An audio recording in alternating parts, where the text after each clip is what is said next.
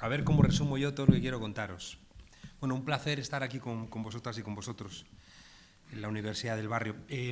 Escuchaba a Ramón y recordaba un chiste de Forges.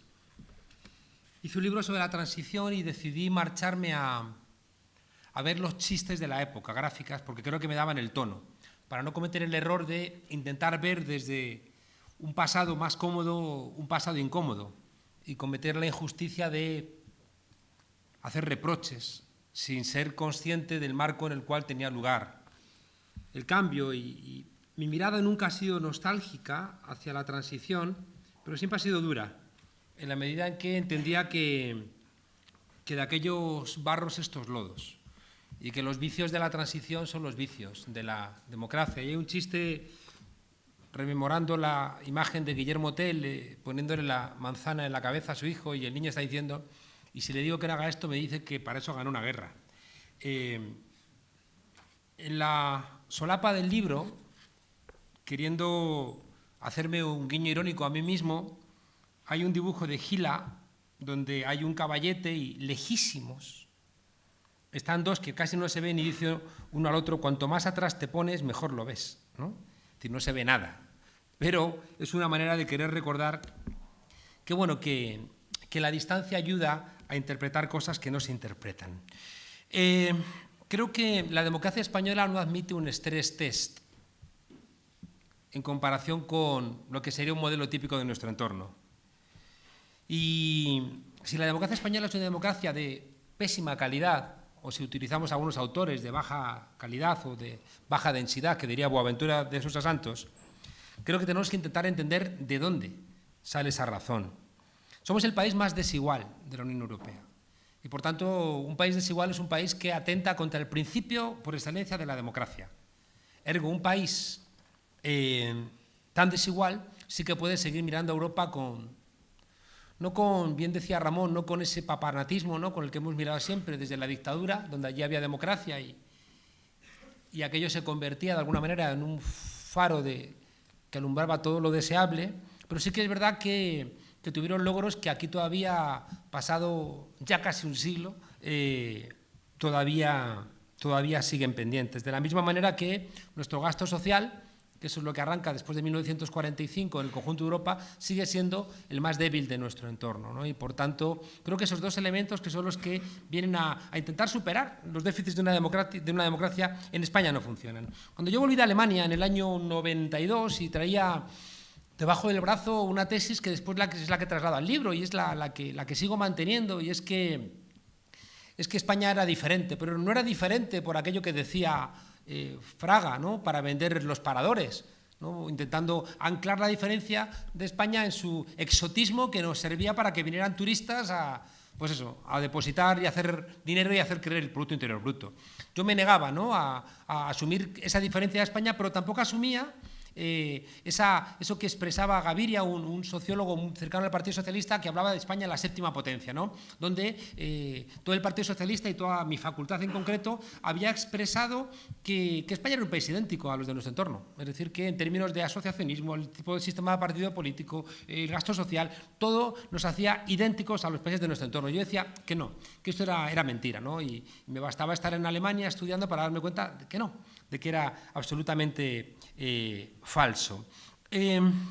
Hay, en este texto que yo traía debajo del brazo desde Alemania, me daba cuenta de que problemas que estaban resueltos en el siglo XIX en Europa seguían pendientes en nuestro país, y que si seguían pendientes la transición no podía venderse como algo tan exitoso, sobre todo porque esa lectura tan agiográfica, tan enorme, ¿no?, de la inmaculada transición nos impedía entender lo que nos pasaba, y regresábamos a la frase de Ortega y Gasset de que lo que nos pasa es que no sabemos qué nos pasa.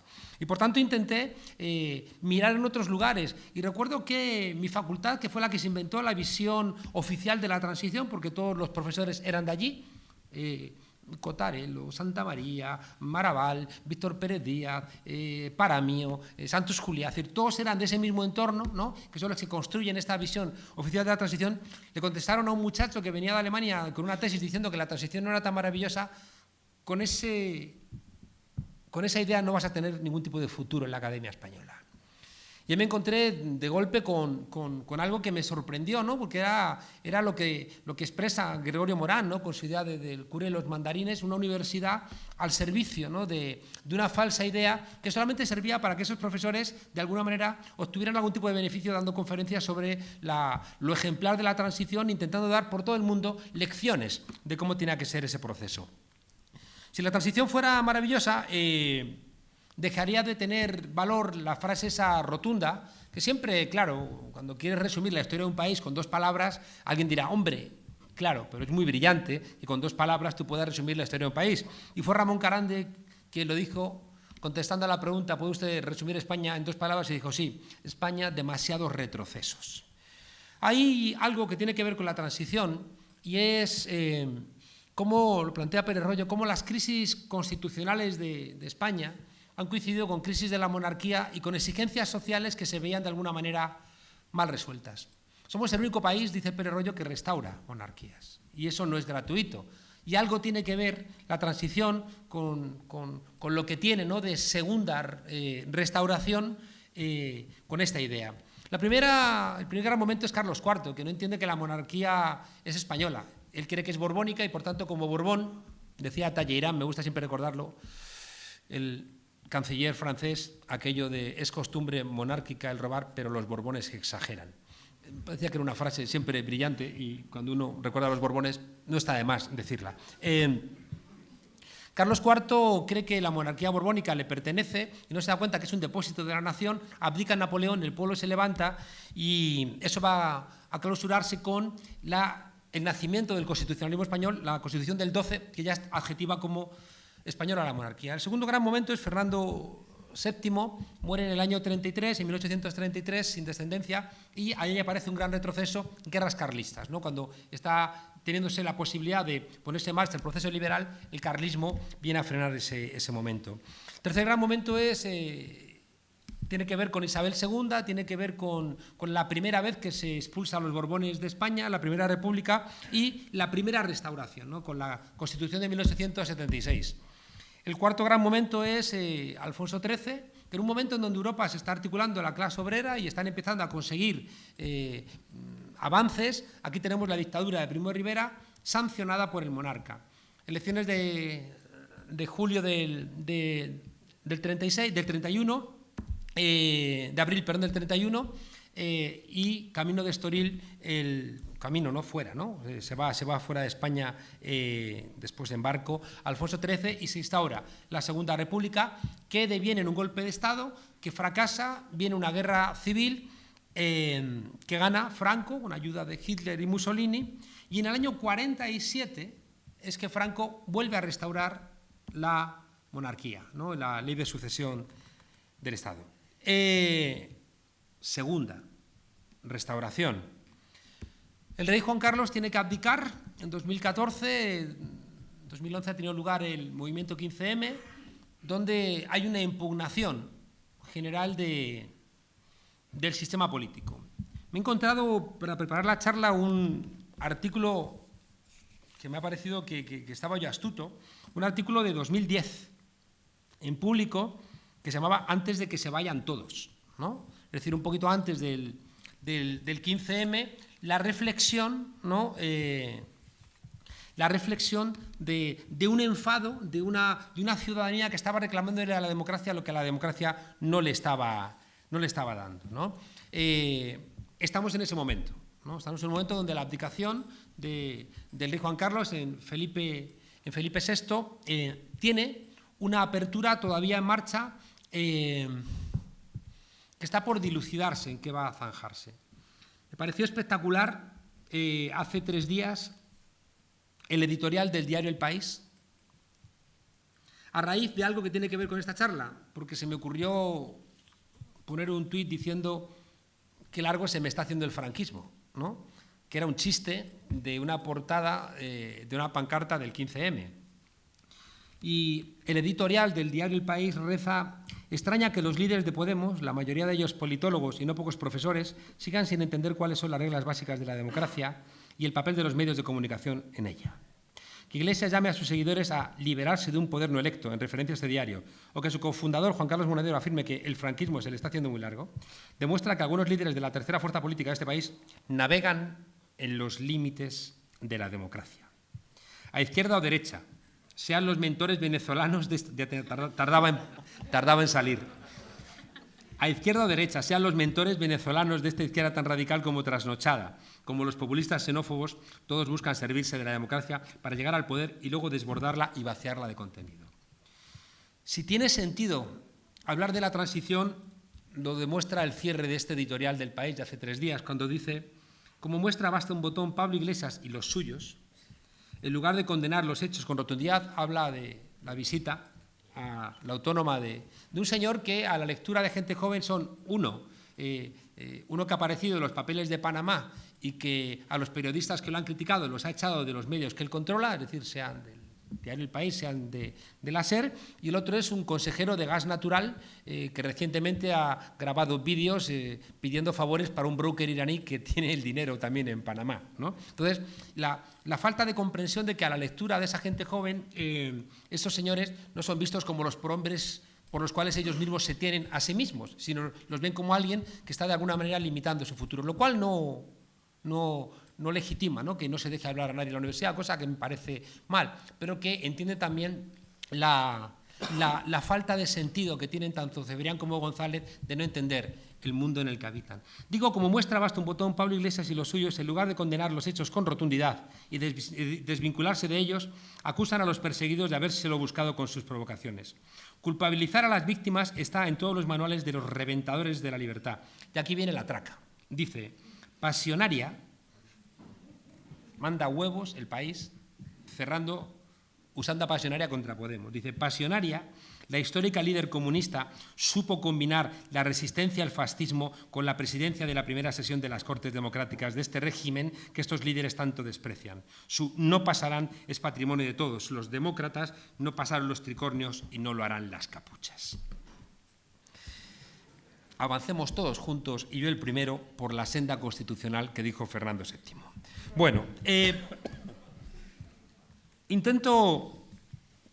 quería leer esto para que viéramos que la discusión sobre la transición genera profundas inquietudes, ¿no? y que el diario El País, alguien que dice que hay una suerte de continuidad en el franquismo hoy en día en algunos elementos, como has planteado tú, Ramón, se convierte en un anatema, ¿no? Nadie está diciendo...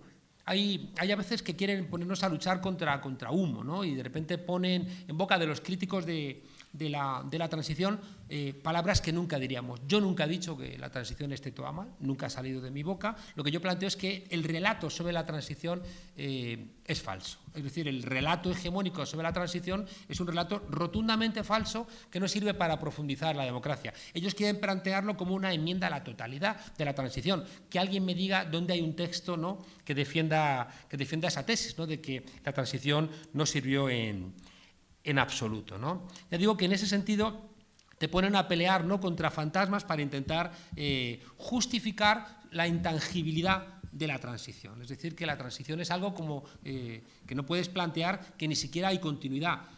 Cuando yo creo que lo importante es entender que este país se acostó franquista y se levantó demócrata, ¿no? Y que los jueces que eran franquistas se levantaron demócratas y los comisarios que eran franquistas se levantaron demócratas y que los catedráticos de universidad y los obispos y los empresarios que eran franquistas se levantaron demócratas y así todos los poderes públicos de nuestro país, ¿no?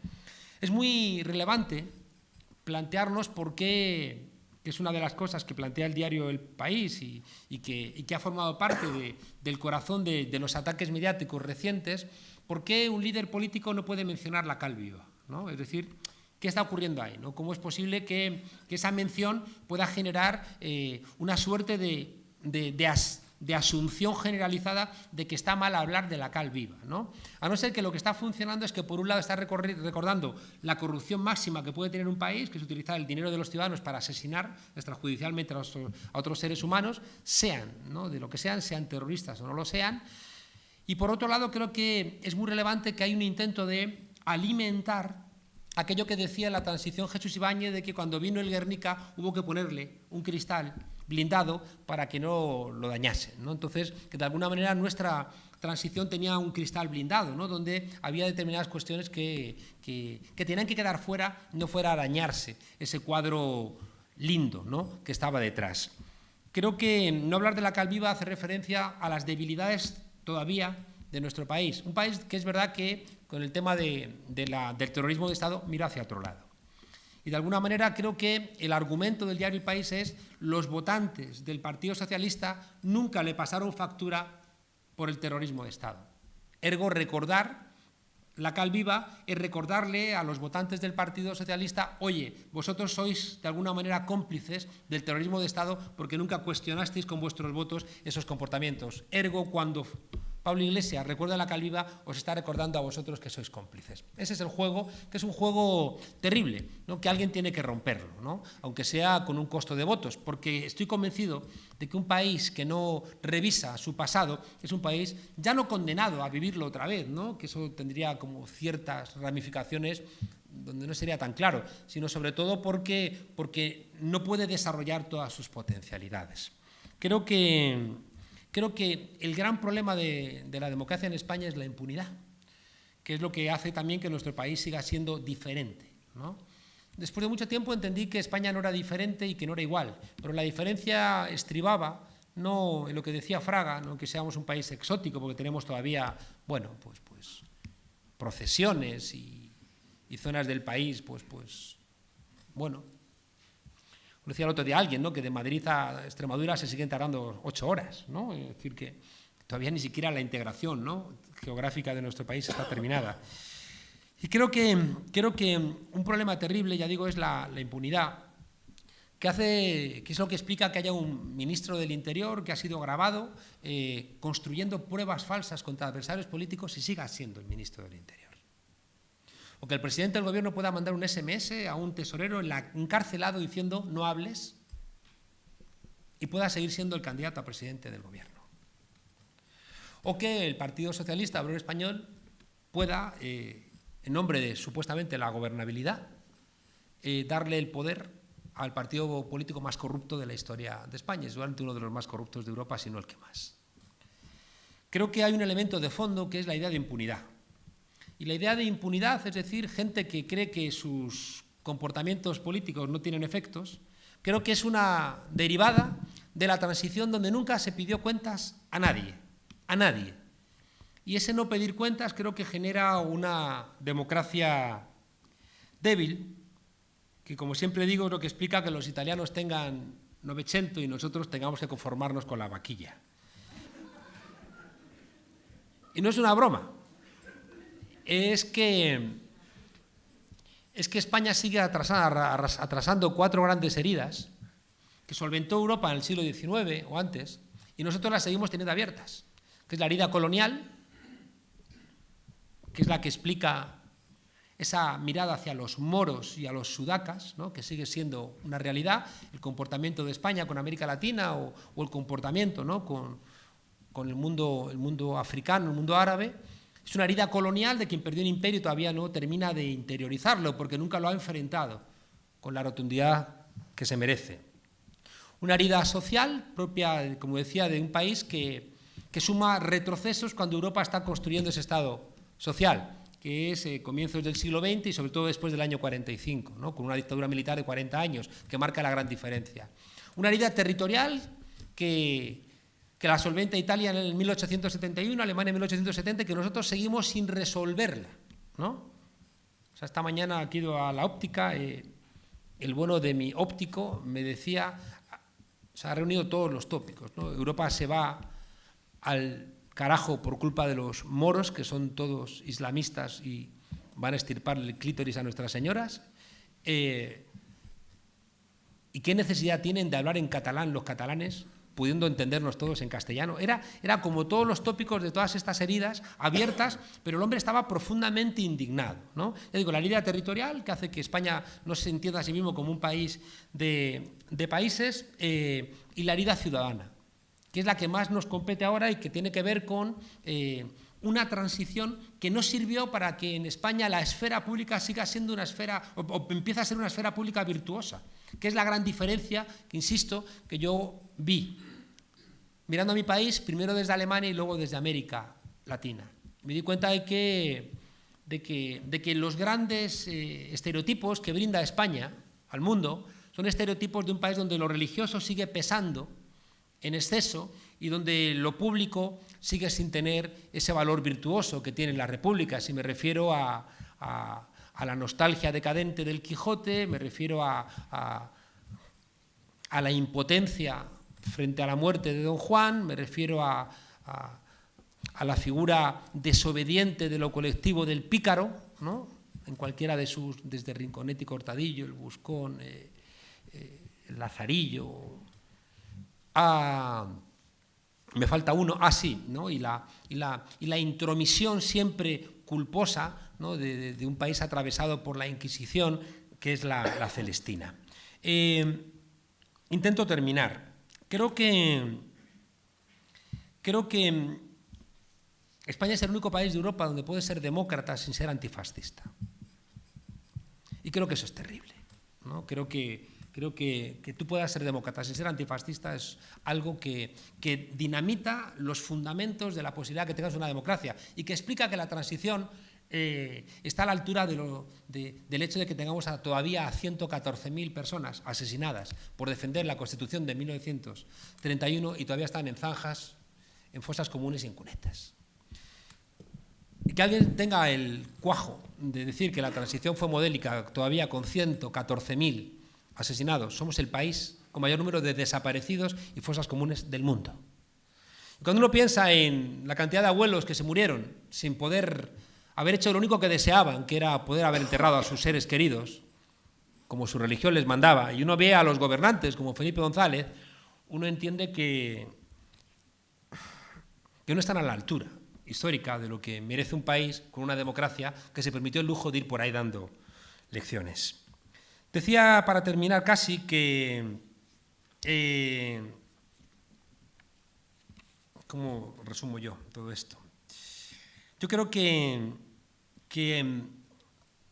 en esto que les he contado, ¿no? Desde Carlos IV, siempre digo de broma que el pensamiento progresista en España, por esos retrocesos, tiene profundas dificultades para hacer un continuum, ¿no? De hecho, no tenemos libros, ¿no? sobre la historia de España, que es lo que hizo que naciera, ¿no? La Universidad del Barrio, ¿no? El primer, ¿no? Dijimos, ¿cómo lo llamamos, Pablo? Lo llamamos no oficial. Curso provisional de historia, ¿no? Lo llamamos provisional, ¿no? Como que todavía estaba pendiente una historia crítica de España. En cambio, demasiado conceptual. Claro, pero ¿cuántos tiene la derecha, no? Entonces, yo de broma decía que el pensamiento progresista mira hacia atrás y no ve nada más que agujeros, ¿no? Constantemente hay agujeros no interpretados que han sido rellenados por la interpretación interesada, ¿no? Desde el octubre del 34, ¿no? Donde ha habido incapacidad para presentarlo como un levantamiento contra el intento, ¿no? Es que se pasó por aquí Goebbels, ¿no? Diciendo que ganaron en el 33. ¿No? Y planteando a la CEDA que tenían que hacer en España lo que estaban haciendo ya Dollfuss en Austria y Hitler en Alemania. Entonces, que hay un levantamiento muy legítimo de defensa de principios que se veían amenazados. En cambio, como de repente desde las posiciones de la llamada izquierda no se atreven, ¿no? a enfrentar esos elementos, igual que el pistolerismo, ¿no? durante la Segunda República o la violencia propia, ¿no? por parte de la Segunda República. Ese tipo de cuestiones, como no se enfrentan, te vienen siempre devueltas con la interpretación más reaccionaria posible, ¿no? Y por eso te va a decir Pío Moa que la guerra civil no empieza el 18 de julio del 36, sino que empieza en octubre del 34, ¿no? Y se queda tan oreado, ¿no? Decía, ya digo, para intentar terminar, que aquí ha habido una gran mentira, que yo creo que fue muy importante 25 años después de terminada la guerra civil, ya no se celebró, después de celebrarse el primer año de victoria, el segundo, el quinto de machacar a la República, el décimo, el decimoquinto de machacar a los rojos, el vigésimo primero, el año 25 fue 25 años de paz. Y de alguna manera se construyó una idea de que el pasado pertenecía a la noche de la locura hispánica y que a partir de ese momento empezaba algo nuevo, ¿no? De manera que eso es lo que va a permitir que cuando empieza la llamada transición a la muerte de Franco pueda funcionar otra gran mentira, que es, en vez de hablar franquistas contra antifranquistas, se hable de demócratas contra el búnker, ¿no? Entonces, claro, si tú hablas en un esquema de franquistas y antifranquistas, en el lado de franquistas están todos, incluido, si me apuras, Cebrián, ¿no? Que fue jefe de informativos, ¿no? Director de informativos de la prensa nacional del movimiento, ¿no? O sea que, y Suárez, y Fraga, y el propio Rey, ¿no? En cambio, si tú planteas demócratas contra el búnker, en el búnker quedan 4 loquitos, ¿no? Y de repente en los demócratas caben todos, ¿no? Y de alguna manera esa pérdida de análisis dialéctico, ¿no? de la realidad ocultaba lo que pasaba. Y fijaos que ese discurso de cuidado las dos Españas, más esa construcción del diario El País durante toda la transición, de un recuerdo constante del miedo con el ruido de sables, ¿no? Pues seguía teniendo una población atemorizada, ¿no? Una población atemorizada que quería creerse, ¿no? Que era demócrata y que no exigía demasiado, no vaya a ser que regresáramos al pasado, ¿no? Argumento, fíjense ustedes, que ha valido las elecciones de junio todavía, en 2016. A la gente mayor, acuérdate de la guerra, acuérdate de la posguerra, o sea, que ha servido en 2016 para que el Partido Popular haya vuelto a ganar las elecciones. Yo creo que la transición no pudo ser muy diferente de cómo fue, porque tuvo lugar en mitad de la Guerra Fría, entre el golpe de Estado contra Salvador Allende de Pinochet del 73 y la invasión de Afganistán del 79. Y por tanto, en mitad de la Guerra Fría, después del susto que se llevaron con la Revolución de los Claveles del 74, es muy complicado que hubieran permitido aquí una respuesta que sacara los pies del tiesto, ¿no? Si en 2016 le dan un golpe de Estado interno al bueno de Pedro Sánchez, ¿no? Lo del bueno es retórica, ¿qué no ocurriría, sin broma alguna, qué no ocurriría, ¿no? En el año 76, 77, ¿no? El momento, ya digo, donde la Guerra Fría estaba intacta, ¿no? Y que por tanto no se permitían determinadas cuestiones. Sí que creo que, como decía Vázquez Montalbán, y he utilizado Ramón la expresión, más que hablar de una correlación de fuerzas, él dijo que había que hablar de una correlación de debilidades. Es decir, que el franquismo no fue lo suficientemente fuerte como para aguantar, ni los partidarios de la ruptura fueron lo suficientemente fuertes como para lograr la ruptura, ¿no? Y entonces salió lo que salió, ¿no? Es decir, que intentaron aguantar poniendo el último presidente de la dictadura fue el primer presidente de la democracia, que era Arias Navarro, y por tanto la presión popular es que dijo, no os paséis, ¿no? Ahí se busca uno más aseadito, ¿no? que era Suárez, que tenía como principal, era un tipo que era muy vivo, era muy pícaro, ¿no? Era el general de la Rovere. ¿Recordáis la película de Rossellini? Ese pícaro, ¿no? Que es detenido por ser un cara dura, metido en la cárcel de los alemanes en la Italia ocupada, ¿no? Por ellos, y de repente han detenido a mucha gente de la resistencia y le ofrecen a este sinvergüenza hacerse pasar por alguien que acaban de matar, que es al general de la Rovere, que es el jefe de la resistencia, para que se haga pasar por él y obtenga mucha información y terminen de desmantelar a la resistencia. Y este, que es un cara dura, accede, ¿no? Lo que pasa es que al final termina creyéndose el papel, ¿no? Entonces, ese Suárez, que es un pícaro, termina sentado en el golpe triunfante del 23F, que es también un golpe disciplinador. Es verdad que el año 79 era el año, yo tenía el dato de que es el año de mayor conflictividad laboral, ¿no? De la historia de España. Bueno, pues todavía tienen que hacer un golpe planteado desde la Casa Real, que se tuerce porque Tejero, cuando le van con el gobierno de concentración nacional, dice, no, esto no es lo que habíamos pactado, y entonces se rompe el acuerdo, ¿no? Pero un golpe planteado desde la Casa Real y en el entorno de la Casa Real. Y el 23F es un golpe que va a triunfar en el 100% de sus planteamientos, en el 100%. Es la primera vez que los sindicatos firman conjuntamente un acuerdo con la patronal, entramos en la OTAN, la LOAPA, se frenan las exhumaciones, es decir, todo lo que quieran ustedes plantear. Pese, ya digo, a la supuesta desmovilización popular. Termino. Yo creo que en todo esto el problema es que tiene mucha culpa la llamada izquierda, porque que la derecha lucha por imponer sus planteamientos es de cajón, ¿no? Hace lo que le corresponde en defensa de sus propios intereses. El problema es que la izquierda no hizo sus deberes. Y que si antes decía que el pensamiento crítico mira hacia atrás y tiene dificultades para reconstruir la historia, es decir, en 1812, en 2012, en el aniversario, va el rey Juan Carlos, ¿no? y nos da la lección de la Constitución de Cádiz diciendo que los españoles tenemos que estar detrás de nuestro gobierno en este momento de crisis, igual que los españoles se pusieron detrás de la Constitución de 1812, sin siquiera mencionar al rey Felón, a Fernando VII, que es su antepasado, ¿no? Es una cosa que dices, pero ¿cómo nos pasan estas cosas? Pues porque no sabemos historia.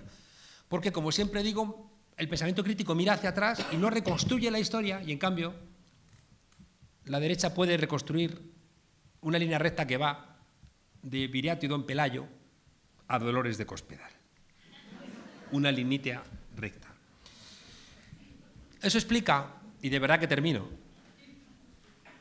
que los logros de la transición sean frágiles.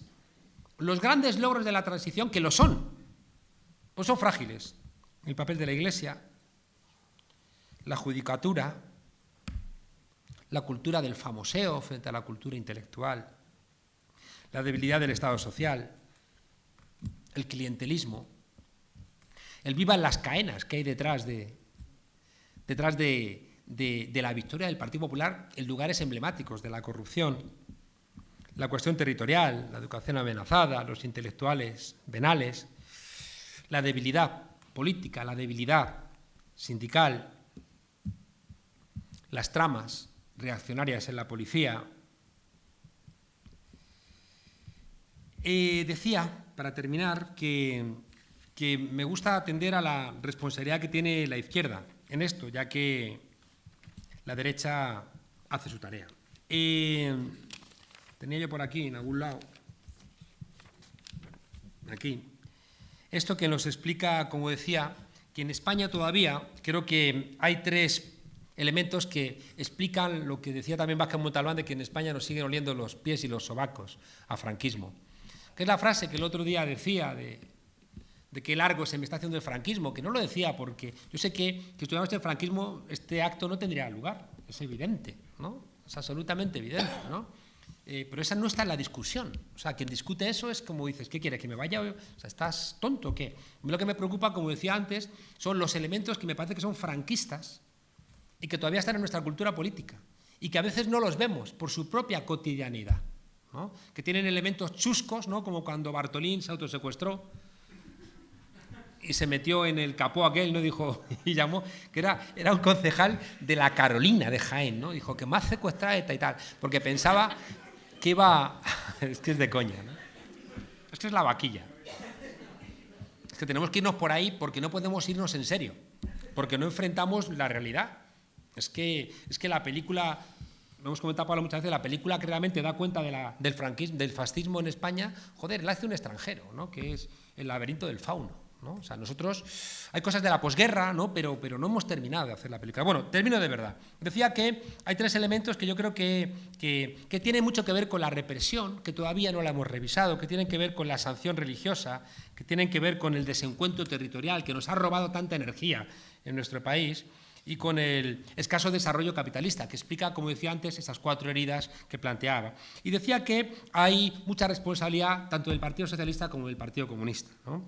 Los golpes a la judicatura fue el PSOE el que dijo aquello de garzonadas, el olvido de la memoria, esa defensa de la amnistía que solamente sirvió para que no se puedan condenar y perseguir los crímenes del franquismo, o Bono, que me pareció muy emblemático, Bono que en 2004 invita el Día Nacional de España a circular por la Castellana a un tipo de la División Azul y un tipo que había estado en las brigadas internacionales, pensando que es lo mismo. O sea, que es lo mismo haber estado ayudando a Hitler contra la Unión Soviética que haber estado peleando en las brigadas internacionales. Y eso es lo que explica, lo que planteabas hace un rato, Pablo, de que Savater pueda decir qué diferencia hay entre, pues eso, entre alguien que se muere o que le matan defendiéndose o alguien que lo matan atacando, ¿no? No es lo mismo, ¿no? Igual que no es lo mismo morir defendiendo la democracia que morir defendiendo el fascismo. Y el Partido Comunista también tuvo su responsabilidad. Y con esto sí que es lo último que lo dejo para el debate. Y es que yo creo que el resultado, yo creo que fue un gran error de Carrillo presentarse a las elecciones. Yo entiendo, ¿no?, que había como una voluntad de decir, sí, está fuera, me han echado de mi país, tengo derecho a presentarme, pero creo que era el único líder que todavía tenía el recuerdo de la guerra, ¿no? Y sacó un mal resultado electoral y el Partido Comunista nunca entendía por qué, habiendo sido el único que había confrontado a la dictadura, aquello que dijo Tamames en el 100 aniversario del PSOE, 100 años de honradez, que era el lema, y él dijo, sí, 40 de vacaciones, ¿no? El Partido Comunista, que había puesto los muertos, los exiliados, los encarcelados, ¿no? No tuvo un resultado a la altura, ¿no? Y yo creo que la negociación de sacar a la gente de la calle, no sé, Ramón, si eso vas a estar de acuerdo, yo creo que el PC negoció con Suárez los pactos de la Moncloa, sacar, ¿no?, a la calle a través de la herramienta que tenía con un poquito de control, que eran comisiones obreras, a cambio de que pudiera desempeñar un papel en la construcción de la Constitución que empezaba, ¿no?, después de las elecciones del 77.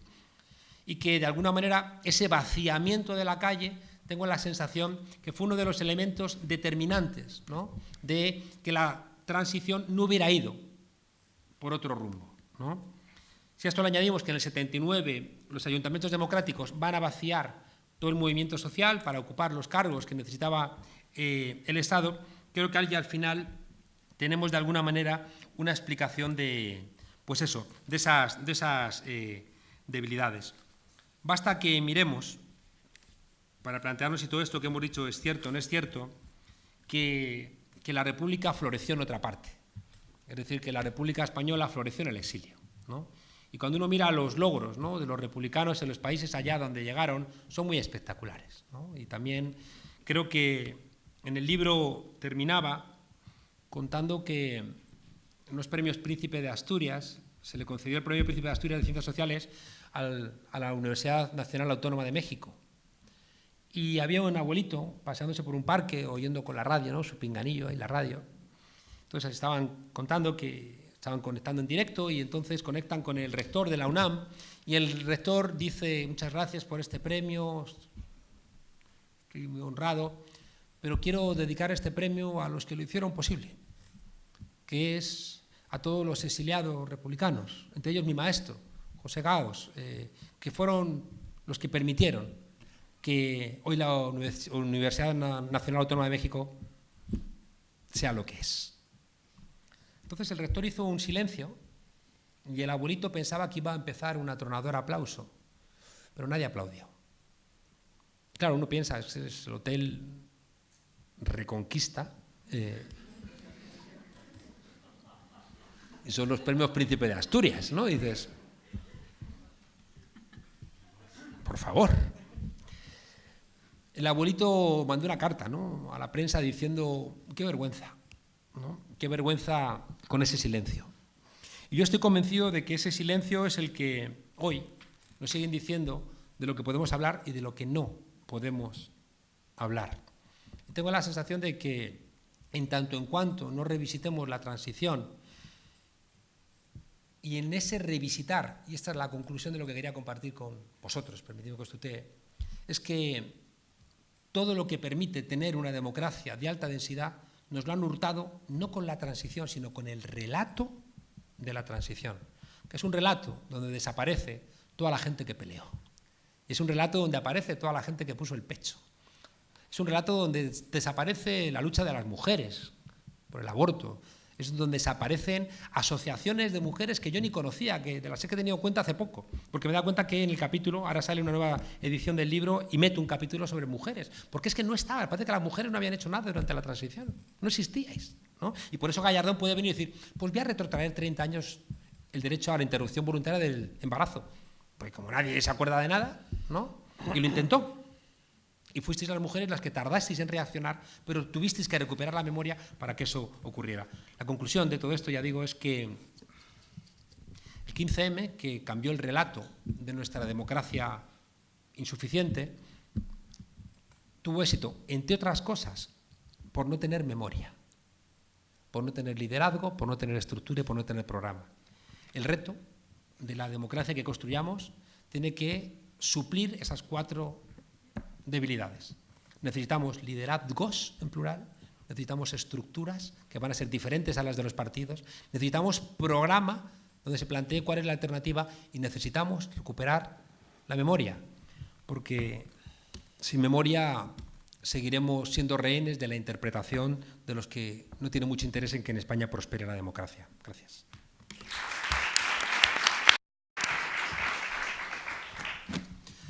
Bueno, yo me he descolocado un poco en esta última parte. Por un lado, cuando hablaba Pablo, recordaba ese chiste del roto donde hay un tipo llenando la pizarra de fórmulas y termina diciendo, y con esto queda demostrado matemáticamente que es imposible que ocurra lo que está ocurriendo. Entonces, de alguna manera tengo la sensación de que era como una explicación intelectual, como diciendo, y esto que ha pasado no ha pasado. Pues sí, ha pasado, claro que ha pasado. Y luego la intervención exhaustiva, ¿no?, de Ramón era más hacia el presente, ¿no?, cuando lo que de alguna manera creo que tenemos que intentar identificar es qué de ese pasado vinculado a la transición pesa hoy, ¿no? Porque si no, creo que seguimos sin acertar. Me explico. Totalmente de acuerdo en que yo creo que el elemento central es el miedo. O sea, el miedo, o sea, este país, pues eso, hará 114.000, pero que había 200.000, ¿no?, enterrados en cualquier lugar, que se fueron sacando poco a poco, medio millón de presos, 350.000 exiliados. Franco se inaugura asesinando y se despide asesinando, ¿no? Incluso aquella expresión, ¿no?, cuando le presenta la lista de los que va a fusilar en septiembre del 75 y él dice quiero otro vasco, ¿no?, como para recordar a estos hay que castigarlos, ¿no?, porque ya había un movimiento cultural, ¿eh? Fijaos que ETA empieza como un movimiento cultural reclamando la identidad vasca, otra vez esa herida territorial. Yo recuerdo que después de aquella manifestación donde nos convocamos el 13 de marzo de 2004, ¿no?, delante de la sede del PP, diciendo aquello de queremos la verdad antes de votar. Yo recuerdo que aquella tarde-noche, ¿no?, que obligamos a que al día siguiente los periódicos titulasen ha sido Al-Qaeda, no ha sido ETA, y que implicó pues que el Partido Popular perdiera las elecciones y las ganara Zapatero, ¿no? Y yo recuerdo que aquel día escribí, se ha terminado la transición, o sea, y empieza ahora la consolidación democrática, ¿no?, porque entendía que aquello había sido un acto sin miedo, y me parecía como muy relevante, ¿no? Había pasado ahí algo que yo dije, aquí se ha terminado un miedo que teníamos. Esto es ilegal, pero aquí había mucha gente.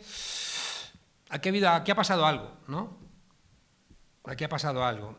Yo creo que una de las preguntas complicadas de las ciencias sociales es cómo se construye una subjetividad popular. Es decir, cómo la gente siente, por ejemplo, las virtudes republicanas. Porque en Francia hay una huelga del sector público, de los funcionarios, y sale la gente a apoyarla, mientras que aquí hay una huelga de funcionarios y la gente le tira tomates por la ventana, ¿no? Implica que ya algo estamos leyendo mal, obviamente. Claro, que le cortes la cabeza a un rey tiene ciertos elementos de pedagogía democrática. Aquí en España el único que se le cortó la cabeza fue Alfonso de Hohenlohe, que se la cortó esquiando, pero eso no vale como... porque no tiene esa virtud pedagógica, política. Porque es esquiando, es un accidente, no hay una construcción. Claro, cuando tú celebras ese tipo de cuestiones, ¿no? De repente el día de la toma de la Bastilla pues es día nacional, pues hombre, de alguna manera estás lanzando un mensajito. Cuando aquí seguimos celebrando la conquista de América, ¿no?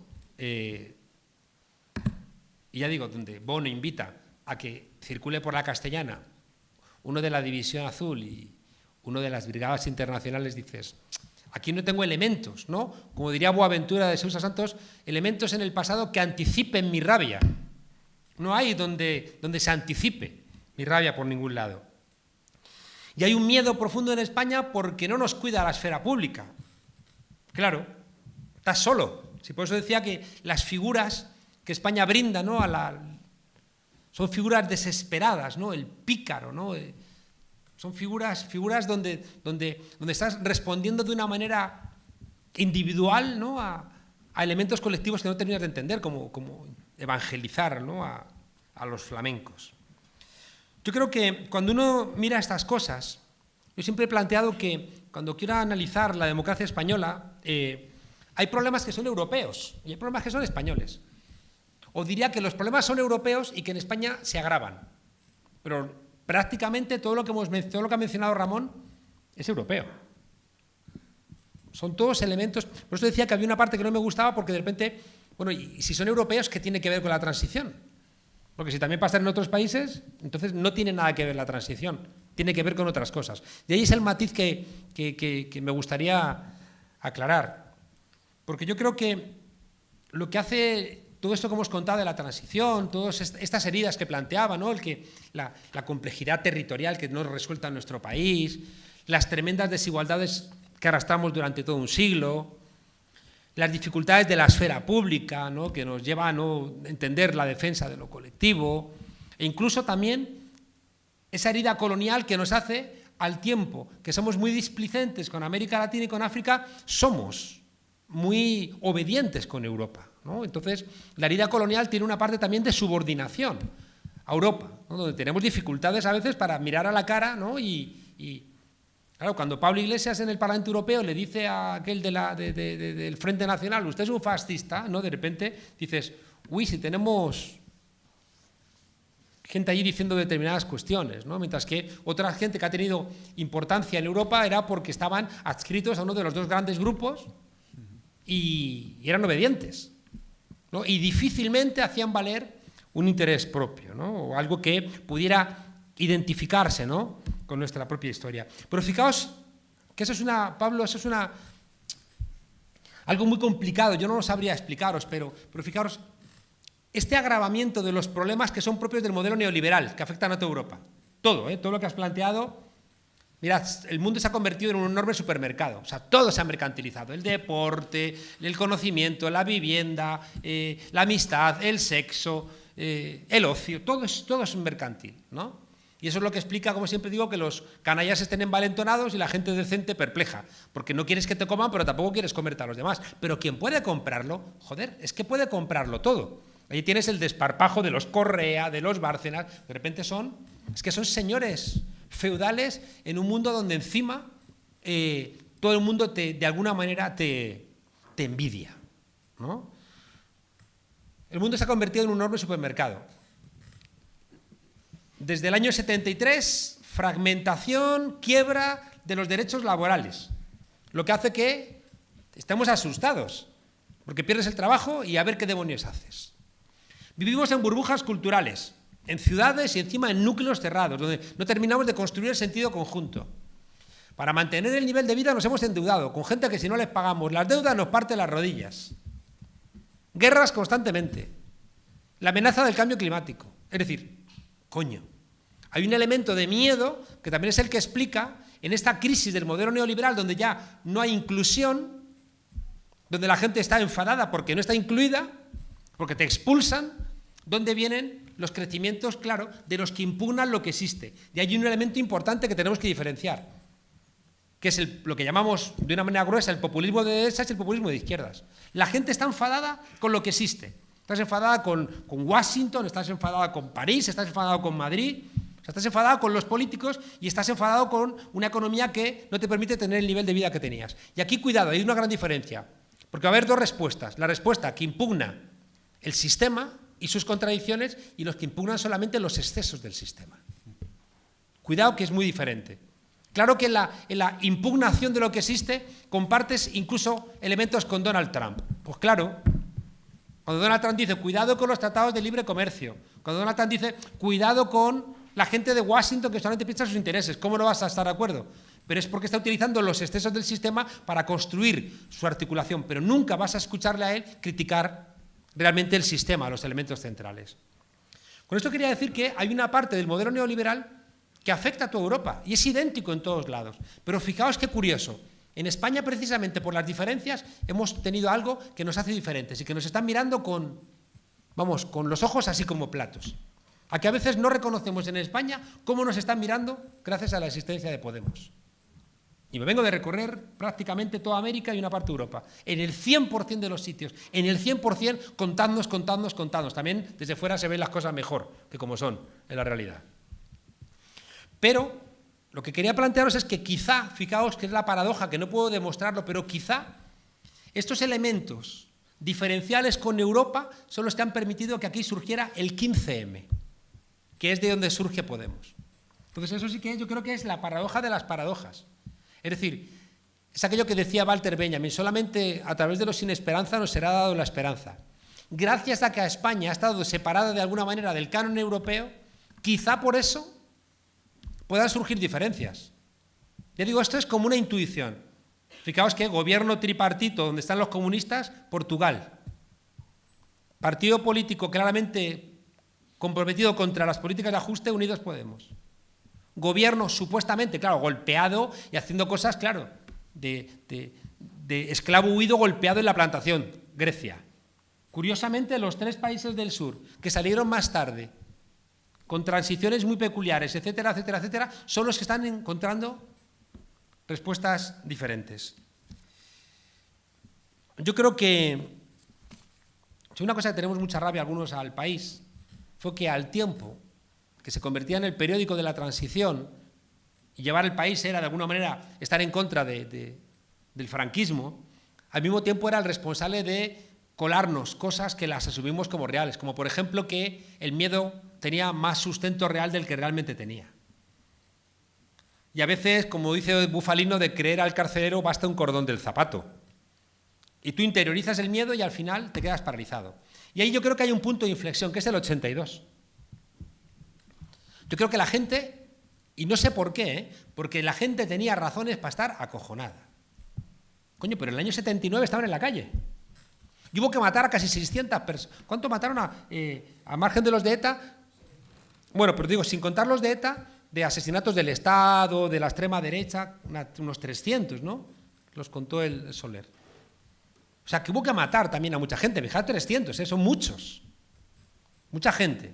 Es decir, que la gente tenía menos miedo del que pensamos. Y yo creo que el 23F es un punto de inflexión y la llegada del PSOE generó un efecto de cambio de relato que instauró también una política del miedo. Tengo la sensación, fijaos, de que ocurrió con el movimiento social algo parecido a lo que ha ocurrido con Podemos, que nace Podemos y de repente el movimiento social se detiene como diciendo, bueno, a ver si esto lo solventan. Como esto no lo van a solventar, porque no pueden, se va a recuperar el movimiento social, claro. Lo que pasa es que con el PSOE ya no se recuperó el movimiento social, salvo en forma de huelgas generales,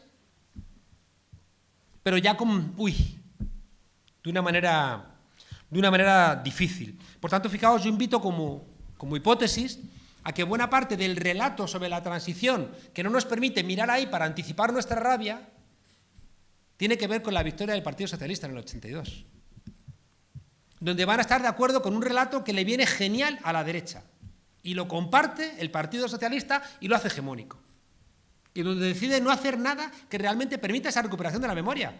Es que la ley de la memoria, muy pacata, muy recortada, la pone en marcha Zapatero, después de que nosotros, los nietos, hayamos sido los que empezamos a preguntar dónde está el abuelo. Después de un cerrojazo, donde desapareció esa pregunta.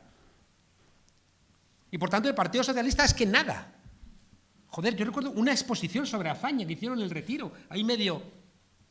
Y el fraude de Alfonso Guerra, como dándoselas de. Ahí está, Alfonso Guerra pidiendo ayer también el voto para que se abstuviera el Partido Socialista. Las grandes figuras de la transición, al final, su cierre de ciclo es ese. Que Alfonso Guerra pida que el Partido Socialista se abstenga para que gobierne el PP de la Gürtel, ¿no? Entonces, no hubo nada por agitar, ¿no?, todo ese tipo de cuestiones. Anda que no se podían haber hecho series de televisión. Anda que no se podían haber metido en los libros de historia elementos. Nada. Y el país diciendo, cuidado, ruido de sables, cuidado, ruido de sables, cuidado, ruido de sables. Y por tanto, yo tampoco estoy de acuerdo, y ahí coincido con Ramón. Joder, claro que había... Es que los poderes fácticos son en tanto en cuanto el otro se los cree. Todo en las ciencias sociales es relacional. No es que tengas fuerza, sino que tú consideras que tiene fuerza. Hombre, conviene que cuando alguien tiene pistolas y tanques, que piense que los puede usar. Hombre, o sea que... No, pues no te voy a reconocer esta correlación de fuerzas. Pues te voy a pegar un tiro. Pues... Entonces, joder, sí que era real, ¿no? Esa... Entonces, claro, hay unos elementos, fijaos, que cambian, donde, por cierto, a las mujeres siempre estáis ajenas. El trono necesitaba la democracia, la Iglesia, Concilio Vaticano II, ¿no?, y esa Iglesia de los pobres. El ejército también necesitaba incorporarse a la OTAN. Los empresarios necesitaban dar el paso a la Unión Europea y la tutela de la propia Europa de nuestra transición. Yo creo que eran elementos, hombre, que junto con esa construcción de la subjetividad en un momento donde solamente había una televisión, fueron construyendo poquito a poquito. Tú, me acuerdo, Pablito, que lo decías en una ocasión, joder, el Ajo Blanco vendía 100.000 ejemplares, macho. Es que era acojonante. 100.000 ejemplares. Por cierto, que va a volver a salir el año que viene. Es decir, que es espectacular. 100.000 ejemplares vendía una revista que además la ves ahora y dices, joder, cuánta letra. Que me recuerdo una vez que fui a ver a los Alphaville una película de Eric Romer, esas que hablan mucho, y cuando terminó uno se levantó y dijo, joder, en mi puta vida he leído tanto. Pues tú ves el Ajo Blanco y no hay nada más que letra y letra y letra, ¿no? O sea, compraban 100.000.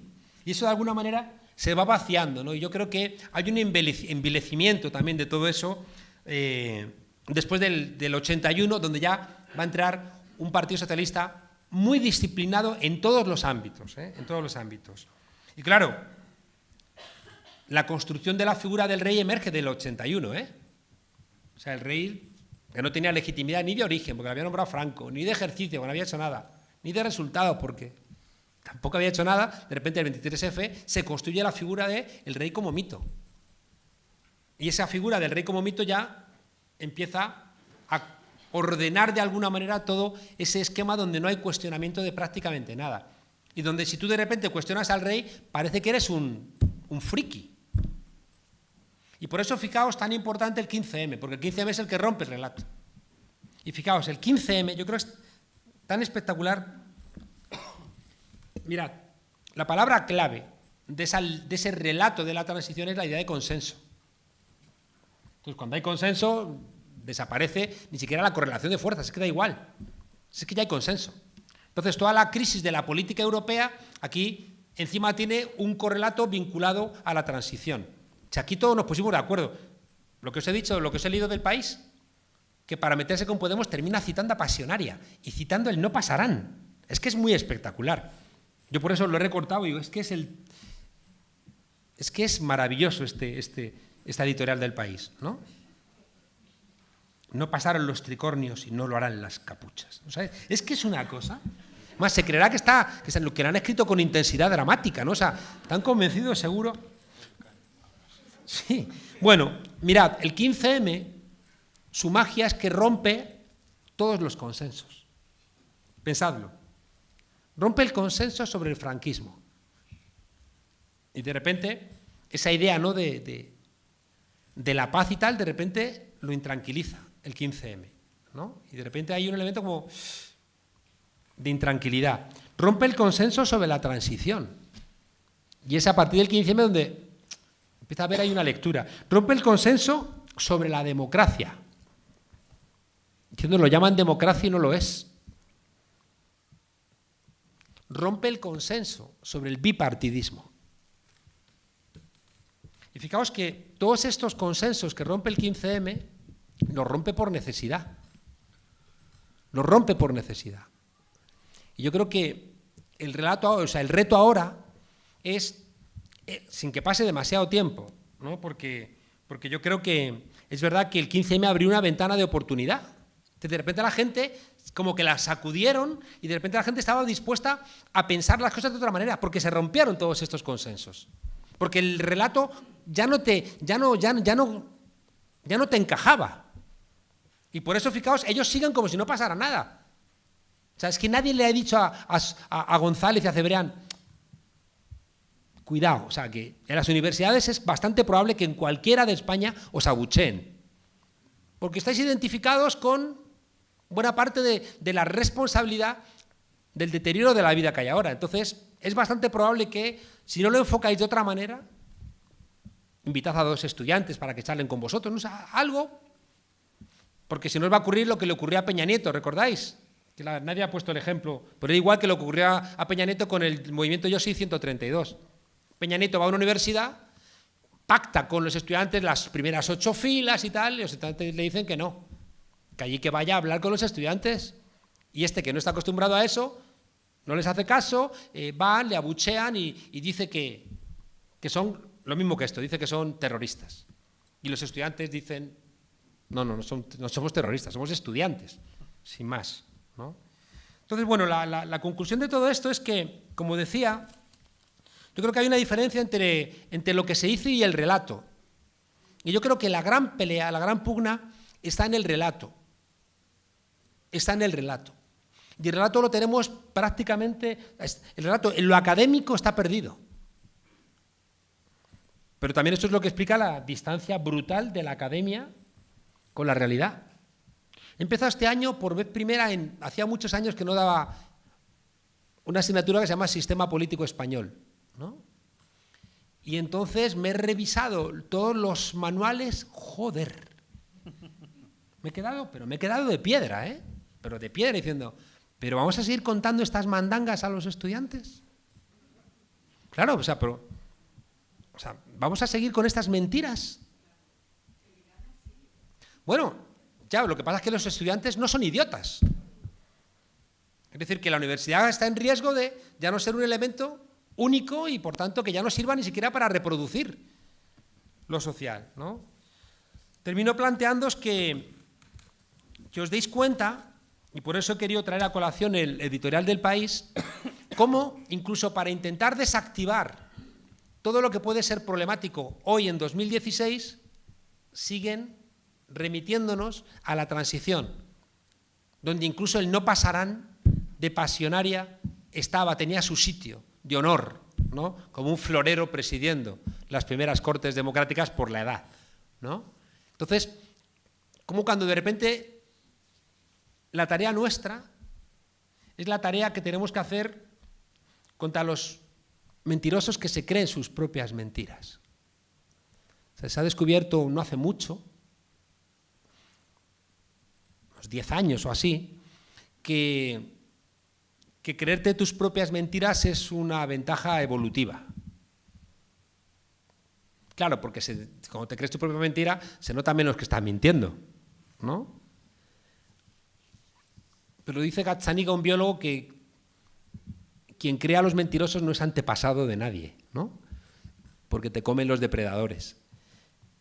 Y yo creo que tenemos que operar con las mentiras de la transición con la misma contundencia, diciéndoles, no le creo.